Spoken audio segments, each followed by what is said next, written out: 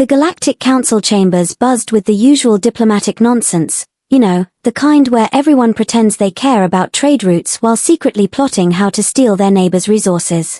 Ambassador Vexil of the Krathari Empire tapped his 6 fingers impatiently against the obsidian table, his 3 eyes rolling in different directions, which was his species' way of showing extreme boredom.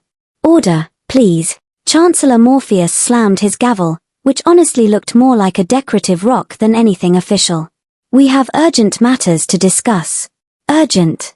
Right. The last urgent matter had been about standardizing bathroom fixtures across 17 systems. Vexil was about to fake a sudden illness when Morpheus continued. A new species has achieved faster than light travel, the Chancellor announced, his voice dropping to what he probably thought was an ominous tone. They call themselves humans. Silence. Then laughter. Oh, the laughter. It echoed through the crystalline walls like 1,000 dying animals, which was actually quite pleasant in Krathari culture. Another primitive species with delusions of grandeur, sneered Commander Zelfix, her tentacles quivering with amusement. What makes these humans special? Morpheus pulled up a holographic display, and there they were, bipedal, symmetrical, honestly quite boring looking. 2 eyes, 1 mouth, not even any decorative spines or poisonous glands visible. They originate from a death world, Morpheus said quietly. The laughter stopped. Not gradually, mind you, but instantly, like someone had hit the mute button on the universe itself. Define death world, Vexil said slowly, his boredom evaporating faster than water on a Vortan sun. Gravity 1.2 times standard. Atmospheric pressure capable of crushing most species. Predators at every level of their food chain. Weather systems that could destroy cities. Tectonic activity that regularly reshapes their continents. Oh, and they evolved from persistence hunters. Persistence hunters? Zelfix's tentacles went rigid. As in, they chase prey until it dies from exhaustion? Precisely. Well, that's disturbing, Vexil muttered, suddenly feeling very aware of how slowly his species moved. But surely they're still primitive. Building rockets with chemical propulsion, celebrating the achievement of basic orbital mechanics. Morpheus shook his head, and you could see the fear in his eyes, actual genuine terror that made Vexil's blood run cold, or well, colder than usual since Krathari were technically cold-blooded. They went from first powered flight to splitting the atom in 42 years. From first satellite to walking on their moon in 12 years. They've already established colonies on 3 planets in their system. And here's the interesting part. He paused dramatically, which was super annoying but effective. They've been space-capable for less than a century. That's impossible, Vexil breathed. It took my people 3,000 years to establish off-world colonies.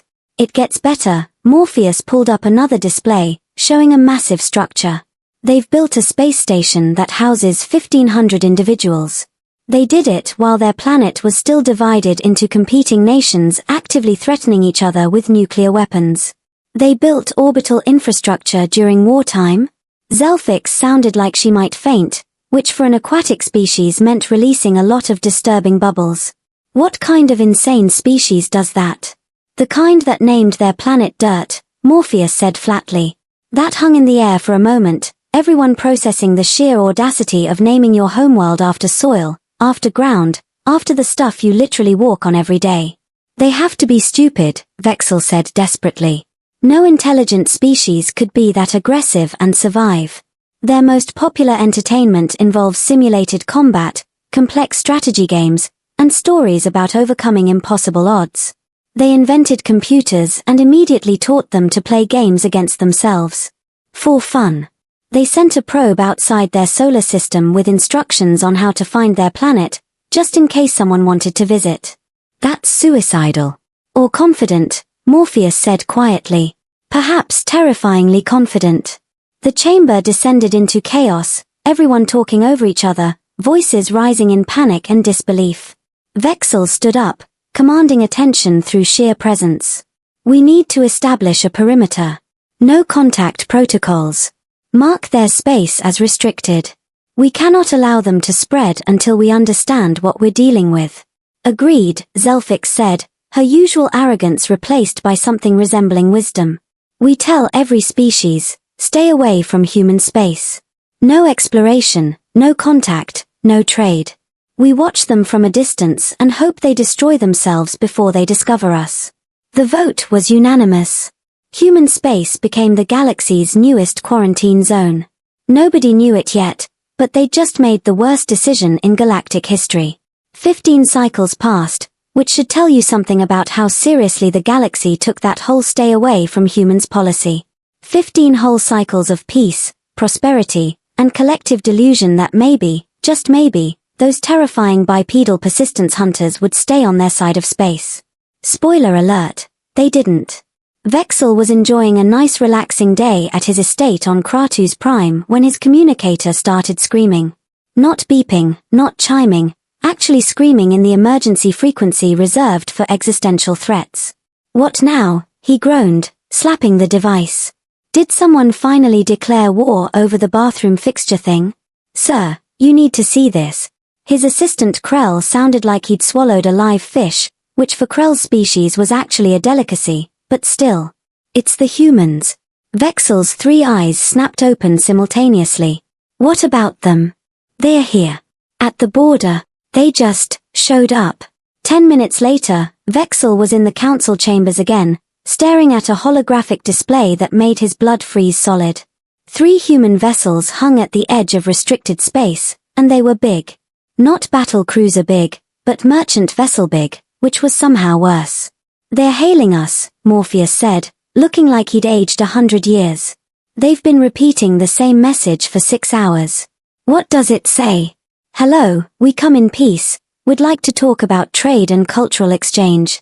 "Peace?" Zelfix laughed hysterically. "They crossed half the galaxy and they want to talk about peace." "Play the message," Vexil ordered. The hologram shifted, and suddenly they were looking at a human. Female, judging by the biological markers they'd studied. She had brown skin, dark hair pulled back in a professional style, and a smile that somehow made Vexil more nervous than any weapon could. "Greetings to the Galactic Council." Her voice was warm, friendly, absolutely terrifying.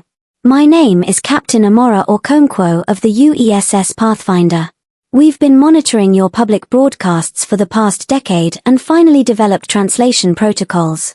We'd love to establish diplomatic relations." Decade. They'd been watching for a decade. How did they get here so fast? Vexil demanded. "Our projections said they wouldn't reach this sector for another century at least." "Sir," a trembling technician spoke up. "They're ships. They're using a propulsion system we've never seen. Our analysts estimate they're traveling at speeds 50% faster than our fastest vessels." 50%. Zelfix's tentacles went limp. "In less than a century they've surpassed technology we've refined for millennia." The hologram continued.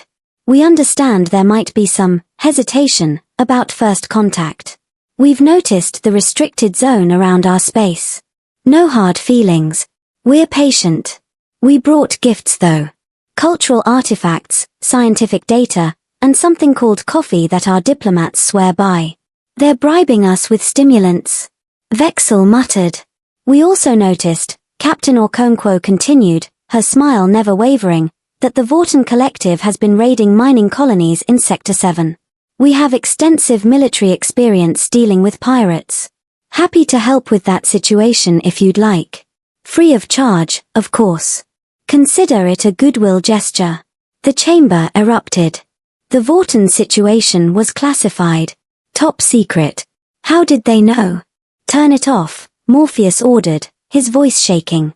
"Sir, there's more," the technician said. "They've also sent ships to 12 other border locations. All with the same message. All captained by different humans. They're not just here, they're everywhere." Vexil felt his world tilting sideways. This was wrong, all wrong.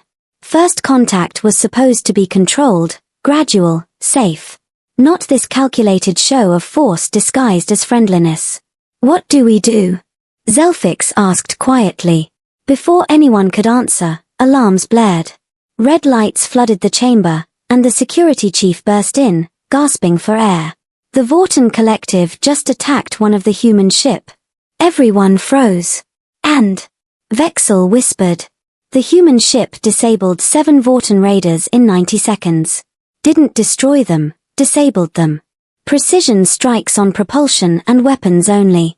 Then they transmitted surrender terms in perfect Vortan dialect and towed the raiders to the nearest council station with a note that said, and I quote, "Sorry about the mess, we'll clean up better next time." Silence. Complete, absolute, suffocating silence. They apologized, Zelfix said faintly. They destroyed a raider fleet and apologized for being messy. Vexil started laughing, that horrible broken sound people make when reality stops making sense. We tried to avoid them. We marked their space restricted. We warned everyone to stay away. And they just came to us anyway. With gifts. And apologies.